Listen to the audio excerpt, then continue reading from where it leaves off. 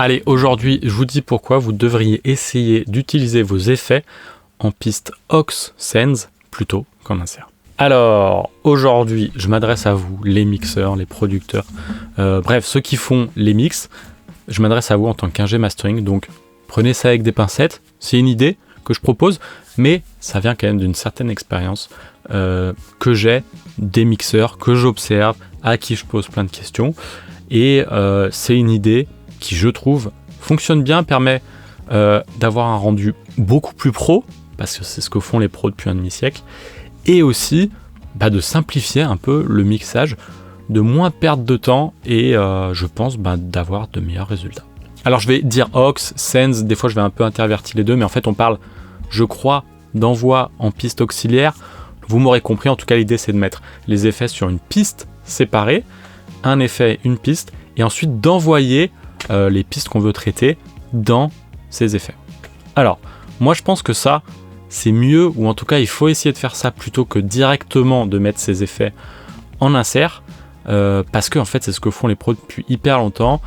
Ça vient de raisons un peu pratiques, mais ça a créé une certaine esthétique, et ça crée aussi un workflow qui est vachement pratique. Alors quand je dis les effets, ça va être les effets type room, reverb, délai, écho, enfin effets de modulation, les chorus, etc. On ne parle pas d'EQ ou de compresseur. Là, je parle un peu des effets un peu créatifs qui donnent un espace ou un style, quoi. À vrai dire, c'est surtout vrai pour les reverbs et les délais. Alors, cette technique, elle vient pas de nulle part. En fait, elle vient d'avant les plugins, avant les DAW. À une époque, on n'avait pas 1000 reverbs, on n'avait pas 1000 délais. On avait quelques pièces de hardware, donc on ne pouvait pas se permettre d'avoir 10 fois la même reverb, n'est-ce pas? Donc on partageait la reverb, on l'avait sur une piste et on envoyait plusieurs instruments dans une même reverb, par exemple. Et c'est ça qui est hyper important en fait, c'est le fait que plusieurs instruments, plusieurs pistes du mix partagent des mêmes effets. Ça vient donc d'une contrainte, mais qui a du coup donné une certaine esthétique, c'est-à-dire que depuis plus d'un demi-siècle, les mix qu'on entend, la plupart du temps, il y a une reverb, plusieurs reverbs, et ces reverbs, elles vont partager plusieurs instruments, plusieurs pistes.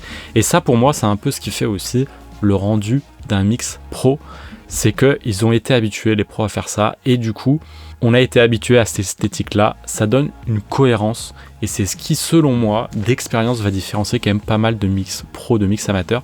C'est ce sentiment de cohérence qu'on est dans un même espace, que le mix il vit ensemble et que les instruments interagissent ensemble.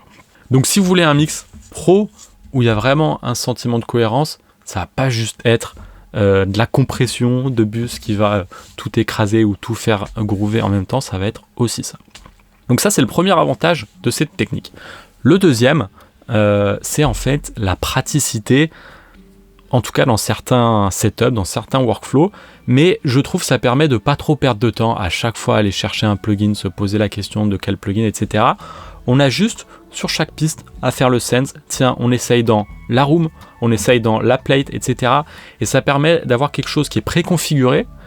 On va ouvrir son template, on va avoir une room, un hall, un délai quart de temps, enfin, on va avoir plein de choses prédéfinies qui fonctionnent. Parce qu'en fait, beaucoup de pros, ils ont des templates comme ça. Ils savent que tel instrument, ça va bien marcher soit dans une room, soit dans une plate, ou en tout cas qu'un mix, il lui faut une room, une plate, un hall, etc. Donc ça permet déjà d'aller droit au but, de travailler plus vite. Et moi, je suis persuadé qu'en travaillant plus vite, on est moins distrait et du coup, on produit, je pense, un meilleur mix.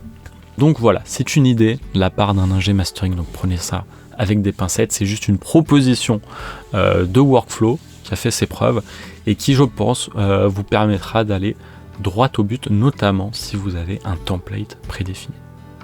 Avant de vous laisser, évidemment, abonnez-vous et je vous laisse aussi les coordonnées de mon site pour faire appel à mes services en mastering, ainsi que ma boutique audio coolkidsaudio.com où vous trouverez tout le matériel studio et hi-fi que j'adore. Merci de m'avoir suivi et je vous dis à très vite.